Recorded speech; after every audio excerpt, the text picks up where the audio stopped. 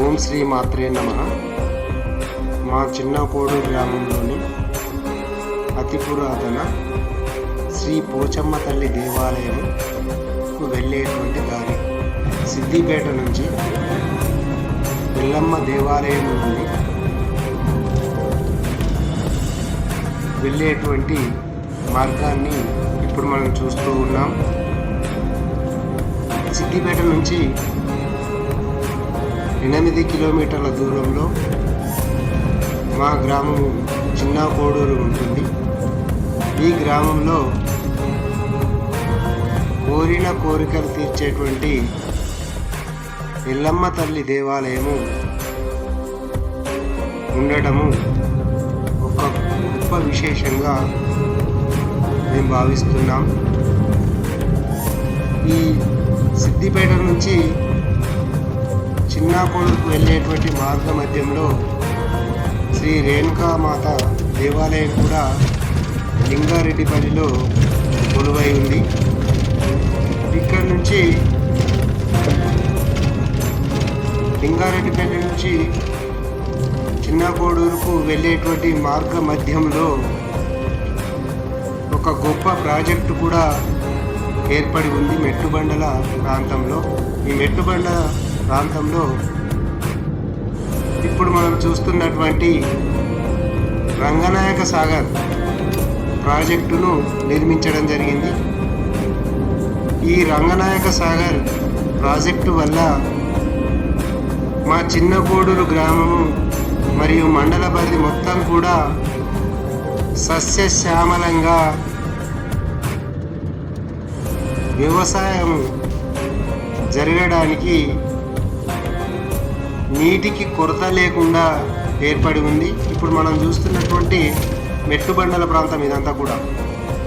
ఇక్కడనే లెఫ్ట్ సైడ్లో మనం చూస్తున్నటువంటిది రంగనాయక సాగర్ ప్రాజెక్టుకు వెళ్ళేటువంటి మార్గం. పక్కనే మనం చూస్తున్నాం పెద్ద కట్ట. ఈ రంగనాయక సాగర్ ప్రాజెక్టు వల్ల అన్ని గ్రామాలకు కూడా నీటి సరఫరా జరుగుతుంది వ్యవసాయానికి. ఇప్పుడు మంచి ఎండాకాలము.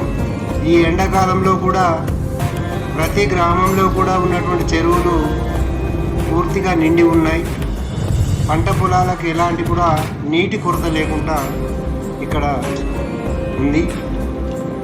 ఇక్కడ నుంచి రంగనాయక సాగర్ నుంచి వెళ్తే ఇదంతా కూడా పెద్ద కోడూరు ప్రాంతం. ఈ పెద్ద కోడూరు ప్రాంతంలో కూడా ఒక ప్రముఖమైనటువంటి ఎల్లమ్మ తల్లి దేవాలయం కూడా ఇక్కడ నిర్మించబడి ఉంది. ఈ పెద్దకోడు గ్రామం నుంచి మా గ్రామానికి ఒక 3 కిలోమీటర్ల డిస్టెన్స్ ఉంటుంది. దాదాపుగా చిన్న కోడూరు పెద్ద కోడూరు 2 గ్రామాలు కూడా కలిసిపోయి ఉన్నాయి. ఇప్పుడు మనం చూస్తున్నటువంటిది మా చిన్న కోడూరు గ్రామంలో రైలు మార్గానికి వేస్తున్నటువంటి బ్రిడ్జ్ అన్నమాట. ఇక్కడ నుంచి మనం వెళ్తే ఇప్పుడు మనము ఈ రైల్ ట్రాక్ దాటిన తర్వాత చిన్నకోడు గ్రామం ఇదంతా కూడా చూస్తున్నటువంటిది. ఈ చిన్న కోడూరు గ్రామము పేరుకే చిన్నది కానీ చాలా పెద్ద గ్రామము. ఇది ఒక మండలము. మా చిన్నకోడు గ్రామం యొక్క గొప్ప విశేషం అంటే చాలామంది విద్యావంతులు గొప్ప గొప్ప వ్యక్తులు ఉన్నటువంటి ప్రాంతం మా చిన్నకోడు. మా చిన్నకోడు గ్రామంలో దాదాపుగా ప్రతి ఇంటికి ఒక ప్రభుత్వ ఉద్యోగి ఉండడం ఇచ్చడం విశేషం. అంటే అంత గొప్పగా చదువుకున్నటువంటి విజ్ఞానవంతులు మేధావులు కలిగినటువంటి గ్రామం. ఇప్పుడు చూస్తున్నటువంటిది ఎల్లమ్మ తల్లి దేవాలయం ఎంట్రన్స్లోనే ఉంటుంది. చిన్నకోడూరు యొక్క ప్రారంభంలోనే ఉంది. అదేవిధంగా నాయకమ్మ దేవాలయాన్ని కూడా ఈ మధ్యనే నిర్మించుకోవడం జరిగింది. ఇక్కడ చూస్తున్నటువంటిది తెలంగాణ తల్లి విగ్రహం నుంచి మనం వెళ్తూ ఉంటే అంబేద్కర్ చౌరస్తా అంటాం దీన్ని అంతా కూడా. ఇక్కడ అన్ని రకాలైనటువంటి షాప్స్ కానీ అన్నీ కూడా ఒక టౌన్ మాదిరిగా మొత్తం కూడా అన్ని రకాలైనటువంటి షాప్స్ మా గ్రామంలో ఉన్నవి. ఈ గ్రామానికి ఎలాంటి కొరత లేదు, సస్యశ్యామలంగా ఉంది. ఒక టౌన్కు తీసిపోని విధంగా మా గ్రామం కూడా మొత్తము ఉంది. ఎందుకంటే మా చిన్న కోడూరు గ్రామము సిద్దిపేటకు 8 కిలోమీటర్ల దూరం అయినప్పటికీ కూడా చాలా అభివృద్ధి చెందింది. మాకు ఏ వస్తువు కూడా సిద్దిపేటకు వెళ్ళాల్సినటువంటి అవసరం లేదు. మా గ్రామంలోనే అన్నీ కూడా లభ్యమవుతాయి. ఒక టౌన్ మాదిరిగా ఉంటుంది మా యొక్క చిన్న కోడూరు. నిజానికి మనం చెప్పుకోవాలంటే సిద్దిపేటలో పక్క పంటే ఉంది కాబట్టి ఒక కాలనీలాగా, మా యొక్క పెద్ద ఒక కాలనీలాగా ఉంటుంది. ఎందుకంటే ఒక 15 నిమిషాలు మన సిద్దిపేట పోయి ఇచ్చేటువంటి అవకాశం ఉంటుంది. కాబట్టి మాకు సిద్దిపేట లాగానే అనిపిస్తుంది చిన్న కోడూరులో ఉన్న. ఇప్పుడు మనం చూస్తున్నటువంటి మర్రి చెట్టు ఇది. ఈ మర్రి చెట్టు వద్దనే బస్ స్టాండ్ కూడా ఇక్కడ ఏర్పాటు చేయబడి ఉంది.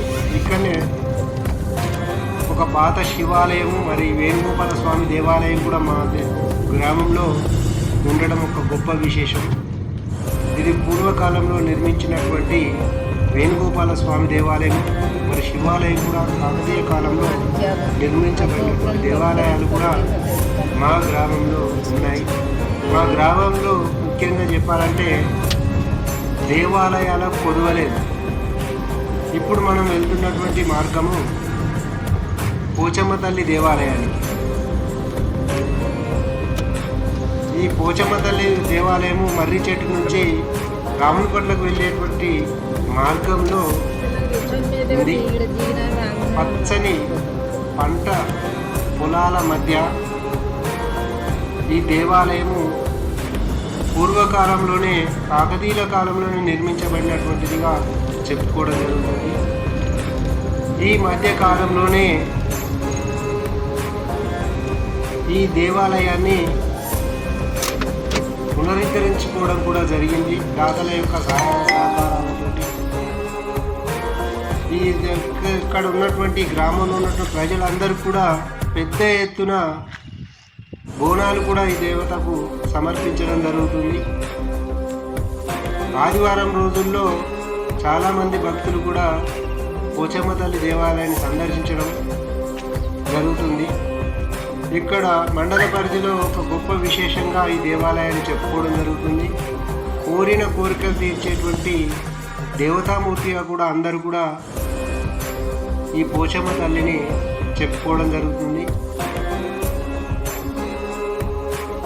గుడి చిన్నగా ఉన్నప్పటికీ కూడా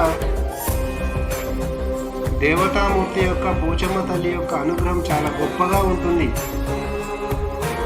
ఈ గ్రామాన్నే కాదు ఈ మండల పరిధి మొత్తం కూడా ప్రజలందరూ సుభిక్షంగా క్షేమంగా ఆరోగ్యాలు ఉండేటట్టుగా ఈ దేవాలయంలో ఉన్నటువంటి దేవతామూర్తి అయినటువంటి శ్రీ పోచమ్మ తల్లి అందరినీ కాపాడుతుందనేటువంటి ఒక నమ్మిక. అందరూ కూడా విశ్వసిస్తారు. అందరూ కూడా ఇక్కడ పోచమ్మ తల్లికి బోనాలు సమర్పించడం మరి మేకలను కోళ్ళను కూడా బలి ఇవ్వడం కూడా జరుగుతుంది. అదేవిధంగా ఇక్కడ మనం చూస్తున్నటువంటి దేవాలయం మంచి విశాలమైనటువంటి ప్రాంగణంలో ఏర్పడి ఉంది. ఇక్కడికి వచ్చినటువంటి భక్తులు ఈ దేవాలయం చుట్టూ కూడా ప్రదక్షిణలు చేస్తూ అమ్మవారిని పూజించడం జరుగుతుంది. ఈ దేవాలయంలో వచ్చినటువంటి భక్తులు ఎవరికి వాళ్ళే పూజ చేసుకునేటువంటి సౌకర్యం కూడా ఉంది. ఈ అమ్మవారిని చూడండి ఎంత బాగుందో. మన కోరికలను తీర్చేటువంటి అమ్మ. మరి ఇంతటి మహత్తరమైనటువంటి దేవాలయాన్ని మీరు కూడా మీకు వీలైనట్లయితే తప్పకుండా సందర్శించండి. అమ్మవారిని అనుగ్రహాన్ని పొందండి. ఓం శ్రీ మాత్రే నమః.